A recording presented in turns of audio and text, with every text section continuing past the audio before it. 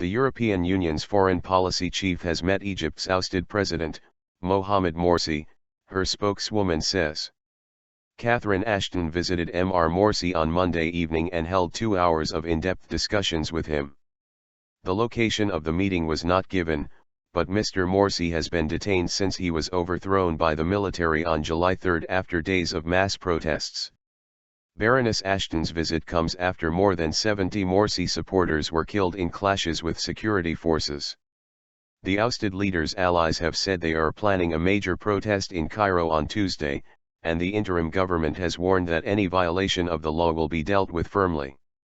Security officials have also threatened to dismantle the main protest sit-in at a square near the Rabaa al-Adawiya mosque in the capital's northeast, where the deadly clashes erupted on Saturday. Helicopter.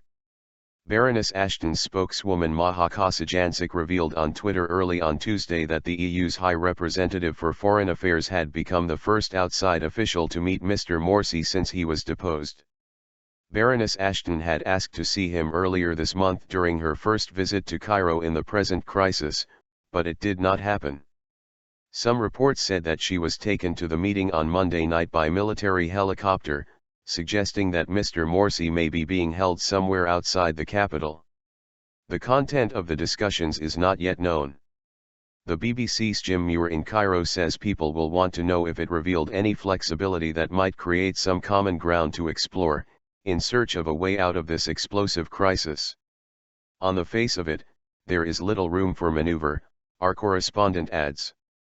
The Brotherhood and its allies in the anti-coup National Alliance insist that Mr Morsi must be restored to the presidency, and that they will continue their protests until that happens. The interim presidency has said clearly that the hands of the clock cannot be turned back. Baroness Ashton also met the head of Egypt's armed forces, Gen Abdul Fattah al-Sisi, and government ministers on Monday. She did not speak to reporters afterwards, but before arriving in the country on Sunday said she would be calling for a fully inclusive transition process, taking in all political groups, including the Muslim Brotherhood, the Islamist movement to which Mr Morsi belongs. Egypt's interim vice president, Mohammed al-Adawiya, told Baroness Ashton that the government was doing all it could to reach a peaceful exit to the current crisis, according to Aram Online. He also reportedly stressed that any solution would have to be in accordance with the law and not pose a threat to national security. A U.S. State Department spokeswoman said Secretary of State John Kerry had told Baroness Ashton by telephone that he fully supported and appreciated her efforts to calm tensions, prevent further violence, bridge political divides, and help lay the basis for a peaceful, inclusive process.